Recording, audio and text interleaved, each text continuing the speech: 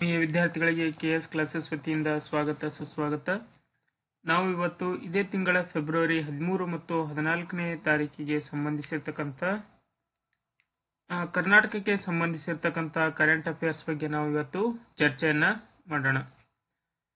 ತಾವೆಲ್ಲರೂ ಈ ಹಿಂದೆ ಕೆಎಸ್ ಕ್ಲಾಸಸ್ ಅಲ್ಲಿ ಪ್ರತಿದಿನದ ಕರ್ನಾಟಕ ಕರೆಂಟ್ ಅಫೇರ್ಸ್ಗೆ ಸಂಬಂಧಿಸಿರ್ತಕ್ಕಂಥ ವಿಡಿಯೋಗಳನ್ನು ಆಲ್ರೆಡಿ ಅಪ್ಲೋಡ್ ಮಾಡಿರ್ತಕ್ಕಂಥದ್ದು ನೀವು ಇಲ್ಲಿ ನೋಡ್ಬೋದು.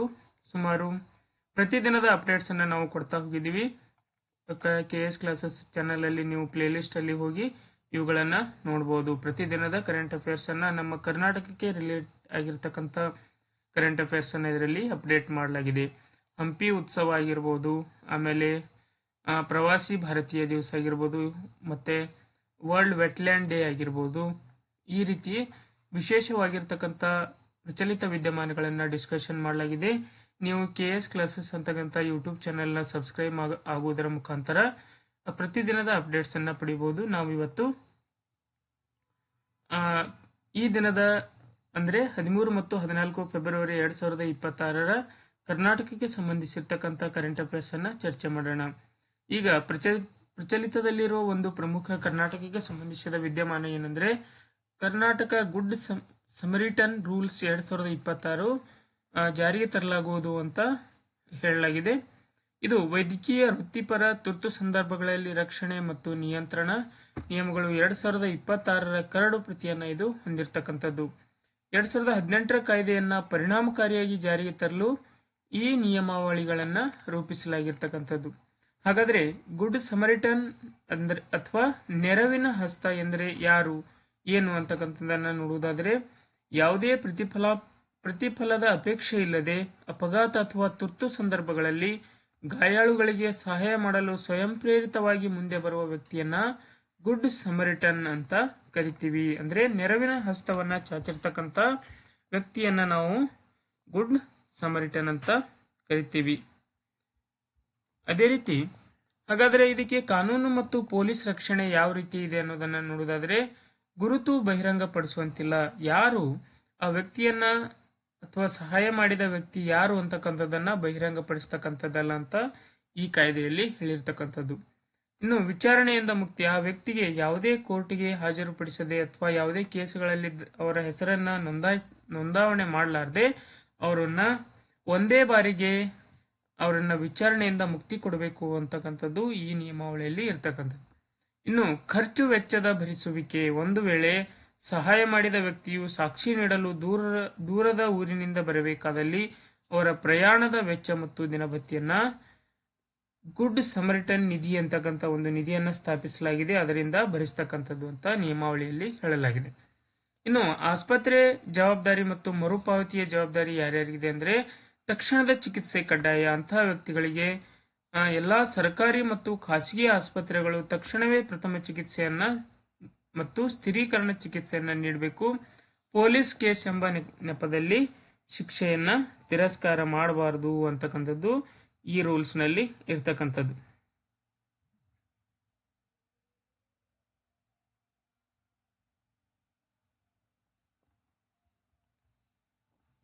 ಇನ್ನು ಅದೇ ರೀತಿ ಚಿಕ್ಕ ಮರುಪಾವತಿ ಅಂತಕ್ಕಂಥದ್ದು, ಒಂದು ವೇಳೆ ರೋಗಿ ಅಥವಾ ಅವರ ಕುಟುಂಬದವರು ಚಿಕಿತ್ಸಾ ವೆಚ್ಚ ಭರಿಸಲು ಸಾಧ್ಯವಾಗದಿದ್ದರೆ ಆಸ್ಪತ್ರೆಗಳು ಸುವರ್ಣ ಆರೋಗ್ಯ ಸುರಕ್ಷಾ ಟ್ರಸ್ಟ್ ಇದರ ಮೂಲಕ ಮರುಪಾವತಿಯನ್ನ ಮಾಡಿಕೊಳ್ಬಹುದು.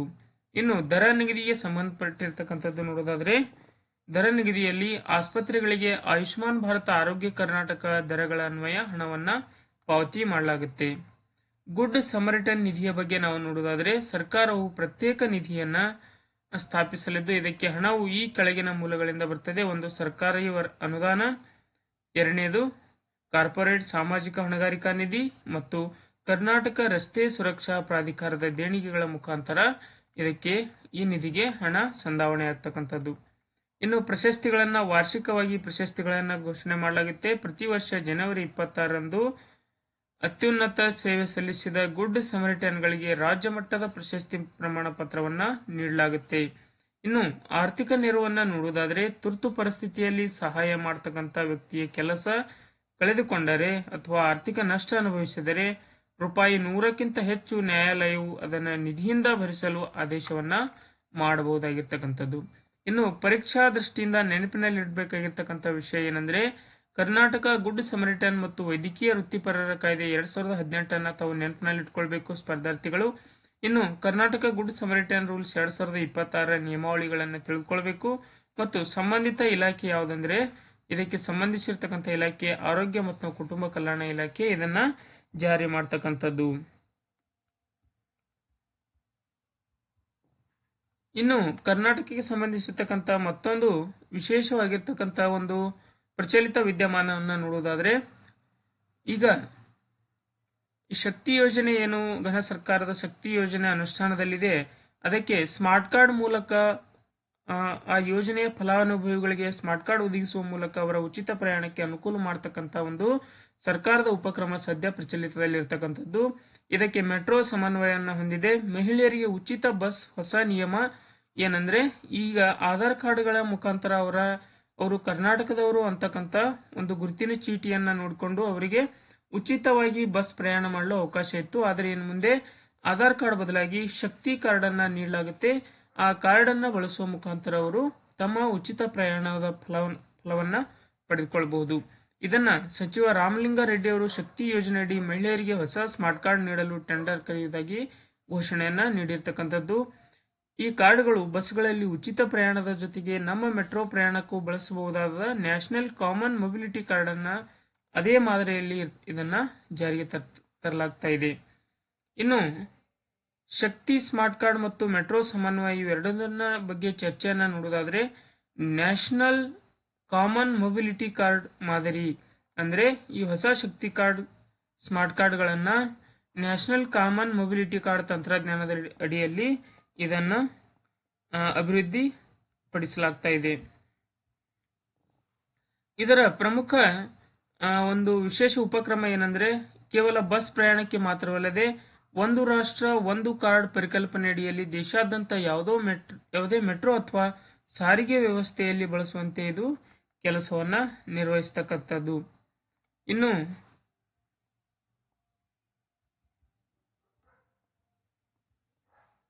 ಇದರ ವೈಶಿಷ್ಟ್ಯಗಳನ್ನ ನೋಡುವುದಾದ್ರೆ ಒಂದು ಸಂಯೋಜಿತ ಪ್ರಯಾಣ ಅಂದ್ರೆ ಒಂದೇ ಕಾರ್ಡ್ ಮೂಲಕ ಮಹಿಳೆಯರು ರಾಜ್ಯ ಸಾರಿಗೆ ಬಸ್ಗಳಲ್ಲಿ ಕೆಎಸ್ಆರ್ಟಿಸಿ, ಬಿಎಂಟಿಸಿ, NWKRT, KKRTCಗಳಲ್ಲಿ ಉಚಿತವಾಗಿ ತಮ್ಮ ಪ್ರಯಾಣವನ್ನ ಮಾಡಬಹುದು ಮತ್ತು ನಮ್ಮ ಮೆಟ್ರೋಗಳಲ್ಲಿ ಹಣ ರಿಚಾರ್ಜ್ ಮಾಡಿಕೊಂಡು ಕೂಡ ಈ ಕಾರ್ಡ್ ಮುಖಾಂತರ ಪ್ರಯಾಣಿಸಬಹುದು. ಇನ್ನು ಟ್ಯಾಪ್ ಅಂಡ್ ಗೋ ಅಂತಕ್ಕಂಥದ್ದು ಅಂದ್ರೆ ಬಸ್ ನಿರ್ವಾಹಕರು ಕಂಡಕ್ಟರ್ಗಳು ತಮ್ಮ ಬಳಿ ಇರುವ ಎಲೆಕ್ಟ್ರಾನಿಕ್ ಟಿಕೆಟ್ ಯಂತ್ರದ ಮೂಲಕ ಕಾರ್ಡ್ಗಳನ್ನು ಸ್ಕ್ಯಾನ್ ಮಾಡ್ತಾರೆ. ಇದರಿಂದ ಜೀರೋ ಟಿಕೆಟ್ ನೀಡುವ ಪ್ರಕ್ರಿಯೆ ವೇಗವಾಗ್ತದೆ ಅಂತ ಇದರಲ್ಲಿ ಹೇಳಲಾಗ್ತಾ ಇದೆ. ಇನ್ನು ನಕಲಿ ಕಾರ್ಡ್ ತಡೆ, ಆಧಾರ್ ಕಾರ್ಡ್ ದುರುಪಯೋಗ ಅಥವಾ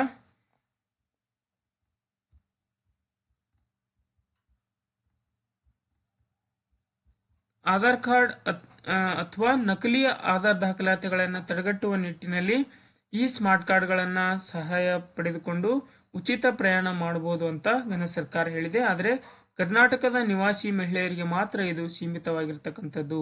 ಇದು ರೀಚಾರ್ಜ್ ಸೌಲಭ್ಯವನ್ನು ಕೂಡ ಹೊಂದಿರತಕ್ಕಂಥದ್ದು. ಮೆಟ್ರೋ ಪ್ರಯಾಣಕ್ಕಾಗಿ ಈ ಕಾರ್ಡ್ ಅನ್ನು ಆನ್ಲೈನ್ ಮೂಲಕ ಅಥವಾ ಮೆಟ್ರೋ ಸ್ಟೇಷನ್ಗಳಲ್ಲಿ ರೀಚಾರ್ಜ್ ಗಳನ್ನ ಮಾಡಿಕೊಳ್ಳಬಹುದು. ಹಾಗಾದ್ರೆ ಈ ಸ್ಮಾರ್ಟ್ ಕಾರ್ಡ್ಗಳನ್ನ ಸರ್ಕಾರವು ಮಹಿಳೆಯರಿಗೆ ಉಚಿತವಾಗಿಯೇ ವಿತರಿಸಲಿದೆ. ಅರ್ಜಿ ಎಲ್ಲಿ ಸಲ್ಲಿಸಬೇಕಂದ್ರೆ ಸೇವಾ ಸಿಂಧು ಪೋರ್ಟಲ್, ಬೆಂಗಳೂರು 1, ಕರ್ನಾಟಕ 1 ಅಥವಾ ಗ್ರಾಮ 1 ಕೇಂದ್ರಗಳ ಮೂಲಕ ಅರ್ಜಿಗಳನ್ನ ಸಲ್ಲಿಸಬಹುದು. ಮುಂದಿನ 4-5 ತಿಂಗಳುಗಳಲ್ಲಿ ಜೂನ್ 2026 ವೇಳೆಗೆ ಈ ಕಾರ್ಡ್ಗಳು ಸಂಪೂರ್ಣ ಪ್ರಮಾಣದಲ್ಲಿ ವಿತರಿಸುವ ಗುರಿಯನ್ನ ಸರ್ಕಾರ ಹಾಕಿಕೊಂಡಿರ್ತಕ್ಕಂಥದ್ದು. ಇನ್ನು ಪ್ರಮುಖ ಅಂಶಗಳನ್ನ ನೋಡುವುದಾದ್ರೆ national common mobility card RuPay card ತಂತ್ರಜ್ಞಾನವನ್ನು ಹೊಂದಿರತಕ್ಕಂಥದ್ದು. ಇದನ್ನ ಲಾಂಚ್ ಮಾಡತಕ್ಕಂಥವ್ರು ಸಾರಿಗೆ ಸಚಿವ ರಾಮಲಿಂಗಾರೆಡ್ಡಿ 2026. ಉದ್ದೇಶ ಪಾರದರ್ಶಕತೆ, ಡೇಟಾ ಸಂಗ್ರಹಣೆ ಮತ್ತು ಮಹಿಳೆಯರಿಗೆ ಸುಗಮ ಪ್ರಯಾಣದ ವ್ಯವಸ್ಥೆಯನ್ನ ಮಾಡತಕ್ಕಂಥ ಉದ್ದೇಶದಿಂದ ಇದನ್ನ ಜಾರಿ ತರಲಾಗ್ತಾ ಇದೆ. ಇನ್ನೊಂದು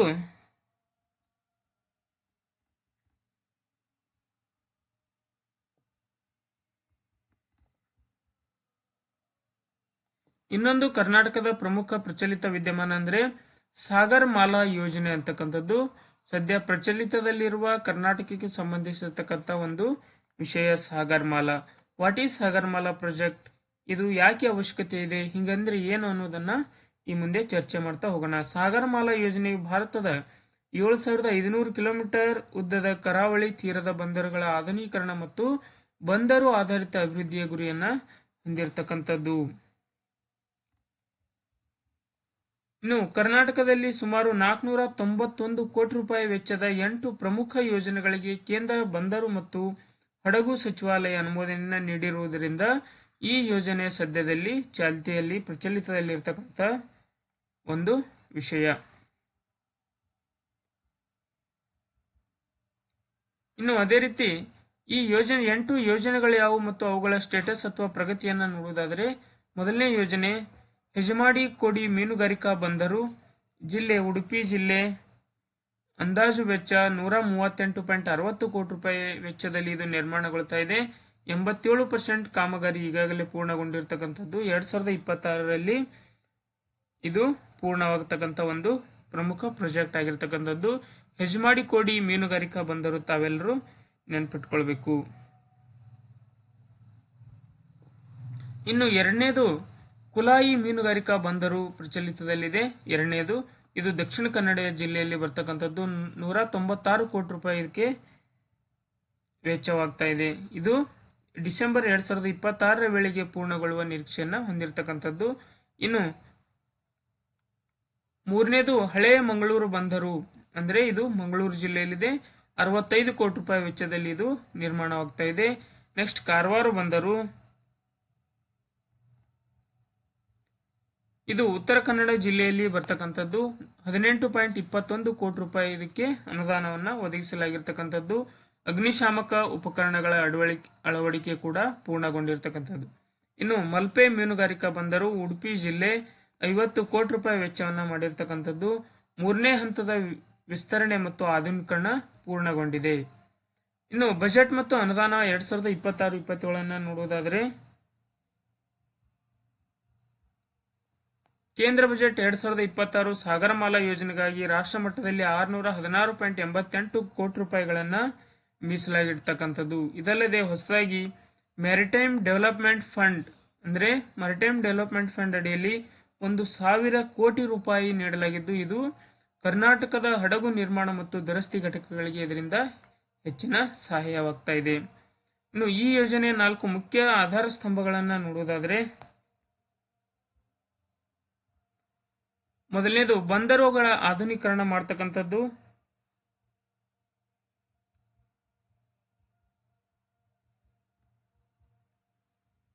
ಬಂದರುಗಳ ಆಧುನೀಕರಣ, ಅಸ್ತಿತ್ವದಲ್ಲಿರುವ ಬಂದರುಗಳ ಸಾಮರ್ಥ್ಯವನ್ನು ಹೆಚ್ಚಿಸುವುದು. ಎರಡನೇದು ಬಂದರುಗಳ ಸಂಪರ್ಕ, ಬಂದರುಗಳಿಗೆ ರೈಲು ಮತ್ತು ರಸ್ತೆ ಸಂಪರ್ಕವನ್ನು ಕಲ್ಪಿಸುವುದು. ಮೂರನೇದು ಬಂದರು ಆಧಾರಿತ ಕೈಗಾರಿಕೆಗಳನ್ನ ಅಥವಾ ಕೈಗಾರಿಕಾ ವಲಯಗಳನ್ನ ಸ್ಥಾಪಿಸುವುದು. ನಾಲ್ಕನೇದು ಕರಾವಳಿ ಸಮುದಾಯ ಅಭಿವೃದ್ಧಿ, ಅಂದ್ರೆ ಮೀನುಗಾರರ ಜೀವನೋಪಾಯ ಸುಧಾರಣೆ ಮತ್ತು ಕೌಶಲ್ಯ ಅಭಿವೃದ್ಧಿಯನ್ನ ಸಾಧಿಸತಕ್ಕಂಥದ್ದು. ಇನ್ನು ಇತ್ತೀಚಿನ ಪ್ರಮುಖ ಬೆಳವಣಿಗೆಗಳಂದ್ರೆ ಹಂಗಾರಕಟ್ಟೆ ಬಂದರು ಪ್ರಚಲಿತದಲ್ಲಿರ್ತಕ್ಕಂಥದ್ದು. ಸಾಗರಮಾಲಾ ಮತ್ತು ಪ್ರಧಾನಮಂತ್ರಿ ಮತ್ಸ್ಯ ಸಂಪದ ಯೋಜನೆ ಅಡಿಯಲ್ಲಿ ಉಡುಪಿಯ ಹಂಗಾರಕಟ್ಟೆ ಬಂದರು ಅಭಿವೃದ್ಧಿಗೆ 78.28 ಕೋಟಿ ರೂಪಾಯಿ ಮಂಜೂರಾತಿ ಪ್ರಕ್ರಿಯೆಯಲ್ಲಿ ಇರ್ತಕ್ಕಂಥದ್ದು. ಎರಡನೇದು ದೀನ್ ದಯಾಳ್ ಉಪಾಧ್ಯಾಯ ಗ್ರಾಮೀಣ ಕೌಶಲ್ಯ ಯೋಜನೆ ಎರಡನೇ ಹಂತದ ಅಡಿಯಲ್ಲಿ ಕರ್ನಾಟಕದ ಕರಾವಳಿ ಯುವಕರಿಗೆ ಬಂದರು ಸಂಬಂಧಿತ ಉದ್ಯೋಗಗಳಿಗೆ ತರಬೇತಿಯನ್ನ ನೀಡಲಾಗುತ್ತೆ ಅಂತ ಹೇಳಲಾಗಿದೆ. ಇನ್ನು ಮತ್ತೊಂದು ಕರ್ನಾಟಕಕ್ಕೆ ಸಂಬಂಧಿಸಿರ್ತಕ್ಕಂಥ ಪ್ರಮುಖ ಪ್ರಚಲಿತ ವಿದ್ಯಮಾನ ಏನಂದ್ರೆ ಕರ್ನಾಟಕ ಸಾಮಾಜಿಕ ಮತ್ತು ಆರೋಗ್ಯ ವರದಿ 2026. ಕರ್ನಾಟಕ ಸಾಮಾಜಿಕ ಮತ್ತು ಆರೋಗ್ಯ ವರದಿ 2026 ಈಗಾಗಲೇ ಬಿಡುಗಡೆಗೊಂಡಿರ್ತಕ್ಕಂಥದ್ದು. ಮಕ್ಕಳಲ್ಲಿನ ಪೌಷ್ಟಿಕತೆ ಮತ್ತು ಕುಂಠಿತ ಬೆಳವಣಿಗೆಯ ಬಗ್ಗೆ ಇದು ಹೇಳಿದೆ. ಅಂದ್ರೆ ರಾಜ್ಯದ ಅಂಗನವಾಡಿಗಳಲ್ಲಿ ದಾಖಲಾದ ಮಕ್ಕಳ ಆರೋಗ್ಯ ತಪಾಸಣೆಯ ವರದಿ ಆತಂಕಕಾರಿ ಸಂಗತಿಗಳನ್ನು ಹೊರಗಾಕಿರ್ತಕ್ಕಂಥದ್ದು. ಒಟ್ಟು ಸಮೀಕ್ಷೆಯನ್ನ ನೋಡುವುದಾದರೆ ಅಂಗನವಾಡಿಗಳಲ್ಲಿ ನೋಂದಾಯಿತ 32.29 ಲಕ್ಷ ಮಕ್ಕಳ ಪೈಕಿ 32.17 ಲಕ್ಷ ಮಕ್ಕಳ ಎತ್ತರ ಮತ್ತು ತೂಕವನ್ನ ಇದರಲ್ಲಿ ಪರೀಕ್ಷೆಯನ್ನ ಮಾಡಲಾಗಿರ್ತಕ್ಕಂಥದ್ದು. ಮಕ್ಕಳು ತೀವ್ರ ಕುಂಠಿತ ಬೆಳವಣಿಗೆಯನ್ನ ಒಳಗಾಗಿದ್ದಾರೆ ಅಂತ ಹೇಳಲಾಗಿದೆ. ಜಿಲ್ಲಾವಾರು ಮಾಹಿತಿಯನ್ನ ನೋಡುವುದಾದರೆ ಕುಂಠಿತ ಬೆಳವಣಿಗೆ ಹೊಂದಿರತಕ್ಕಂಥ ಮಕ್ಕಳ ಮಾಹಿತಿಯನ್ನ ನಾವು ನೋಡಿದ್ರೆ ಜಿಲ್ಲಾವಾರು ಬೆಳಗಾವಿ ಜಿಲ್ಲೆ 50,522 ಮಕ್ಕಳು. ಇದು ರಾಜ್ಯದಲ್ಲಿ ಅತಿ ಹೆಚ್ಚು ಕುಂಠಿತ ಬೆಳವಣಿಗೆಯನ್ನು ಹೊಂದಿರತಕ್ಕಂಥ ಜಿಲ್ಲೆ. ಇನ್ನು ಎರಡನೇದು ವಿಜಯಪುರ ಜಿಲ್ಲೆ, 3 ಕಲಬುರಗಿ, 4 ರಾಯಚೂರು ಜಿಲ್ಲೆ. ಚಿಕ್ಕಮಗಳೂರು ಜಿಲ್ಲೆ ಅತಿ ಕಡಿಮೆ ಅಂದರೆ 1337 ಕುಂಠಿತ ಬೆಳವಣಿಗೆಯ ಮಕ್ಕಳು ಇಲ್ಲಿ ದಾಖಲಾಗಿರ್ತಕ್ಕಂಥದ್ದು. ಇದರಡಿ ಬರ್ತಕ್ಕಂಥ ಮತ್ತೊಂದು ಉಪಕ್ರಮ ಏನಂದ್ರೆ ಹೊಸ ಆರೋಗ್ಯ ಉಪಕ್ರಮ ಚಿಗುರು ಅಂತಕ್ಕಂಥ ಒಂದು ಯೋಜನೆಯನ್ನ ಜಾರಿಗೆ ತರಲಾಗಿರತಕ್ಕಂಥದ್ದು. ಚಿಗುರು ಇದು ಅಪೌಷ್ಟಿಕತೆಯನ್ನು ಹೋಗಲಾಡಿಸಲು ಸರ್ಕಾರವು ಚಿಗುರು ಎಂಬ ಹೊಸ ಕಾರ್ಯಕ್ರಮವನ್ನ ನಿಗದಿಪಡಿಸಲಾಗಿರ್ತಕ್ಕಂಥದ್ದು. ಯಾವುದರ ಉದ್ದೇಶ ಅಂದ್ರೆ ಅಪೌಷ್ಟಿಕತೆಯನ್ನು ಹೋಗಲಾಡಿಸಲು ಇದನ್ನ ಜಾರಿಗೆ ತರಲಾಗಿದೆ. ಇನ್ನು ಇದರ ಗುರಿಯನ್ನ ನೋಡುವುದಾದರೆ ತೀವ್ರ ಅಪೌಷ್ಟಿಕತೆಯಿಂದ ಬಳಲುತ್ತಿರುವ ಮಕ್ಕಳನ್ನು ಗುರುತಿಸಿ ಅವರಿಗೆ ವಿಶೇಷ ವೈದ್ಯಕೀಯ ತಪಾಸಣೆ ಮತ್ತು ಪೌಷ್ಟಿಕ ಆಹಾರವನ್ನ ನೀಡುವುದು. ಆದ್ಯತೆಯ ಜಿಲ್ಲೆಗಳು ಯಾವುವು ಅಂದರೆ ಬಳ್ಳಾರಿ, ಬೀದರ್, ಕಲಬುರಗಿ, ಯಾದಗಿರಿ, ರಾಯಚೂರು, ಬೆಳಗಾವಿ, ಚಿತ್ರದುರ್ಗ ಮತ್ತು ವಿಜಯನಗರ ಜಿಲ್ಲೆಗಳಿಗೆ ಇದು ಹೆಚ್ಚು ಆದ್ಯತೆಯನ್ನ ನೀಡಿರ್ತಕ್ಕಂಥದ್ದು. ಇದಕ್ಕಾಗಿ ಕರ್ನಾಟಕ ಆತ್ಮಹತ್ಯಾ ತಡೆ ನೀತಿ 2025 ವಿದ್ಯಾರ್ಥಿಗಳ ಮಾನಸಿಕ ಆರೋಗ್ಯ ಸುಧಾರಿಸಲು ಜಾರಿಗೆ ತರತಕ್ಕಂಥ ಒಂದು ಪ್ರಮುಖ ಯೋಜನೆ. ಸಾಮಾಜಿಕ ಕಲ್ಯಾಣ ಇಲಾಖೆಯ ವರದಿಯಂತೆ ಕಳೆದ 3 ವರ್ಷಗಳಲ್ಲಿ ವಸತಿ ಶಾಲೆಗಳಲ್ಲಿ 21 ವಿದ್ಯಾರ್ಥಿಗಳು ಮೃತಪಟ್ಟಿರ್ತಕ್ಕಂಥದ್ದು. ಇದರಲ್ಲಿ ಅಪಘಾತ, ಅನಾರೋಗ್ಯದ ಪ್ರಮುಖ ಕಾರಣಗಳಾಗಿವೆ. ಇನ್ನು ಜಾತಿ ಗಣತಿಯ ವರದಿಯನ್ನ ನೋಡುವುದಾದರೆ ಕರ್ನಾಟಕ ರಾಜ್ಯ ಹಿಂದುಳಿದ ವರ್ಗಗಳ ಆಯೋಗ ಸಿದ್ಧಪಡಿಸಿರ್ತಕ್ಕಂಥ ಸಾಮಾಜಿಕ ಮತ್ತು ಶೈಕ್ಷಣಿಕ ಸಮೀಕ್ಷೆ ವರದಿಯನ್ನ ಫೆಬ್ರವರಿ ಅಂತ್ಯದೊಳಗೆ ಸರ್ಕಾರಕ್ಕೆ ಸಲ್ಲಿಸಲು ನಿರೀಕ್ಷೆ ಇದೆ ಅಂತ ಹೇಳಲಾಗಿದೆ. ಇದು ರಾಜ್ಯದ ಮೀಸಲಾತಿ ಮತ್ತು ಸಾಮಾಜಿಕ ನೀತಿಗಳಿಗೆ ಹೆಚ್ಚಿನ ನಿರ್ಣಾಯಕ ಪಾತ್ರವನ್ನು ವಹಿಸಲಿದೆ.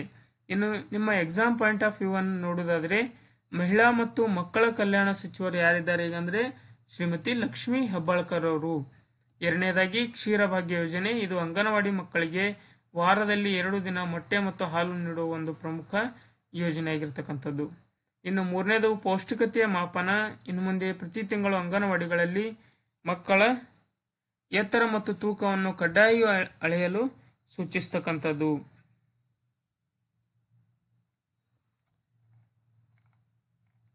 ಇಲ್ಲಿಗೆ ದಿನಾಂಕ 13-14 ಫೆಬ್ರವರಿ 2026 ಕರ್ನಾಟಕಕ್ಕೆ ಸಂಬಂಧಿಸಿರ್ತಕ್ಕಂಥ ಕರೆಂಟ್ ಅಫೇರ್ಸ್ ಅನ್ನ ಕವರ್ ಮಾಡಲಾಗಿರುತ್ತೆ.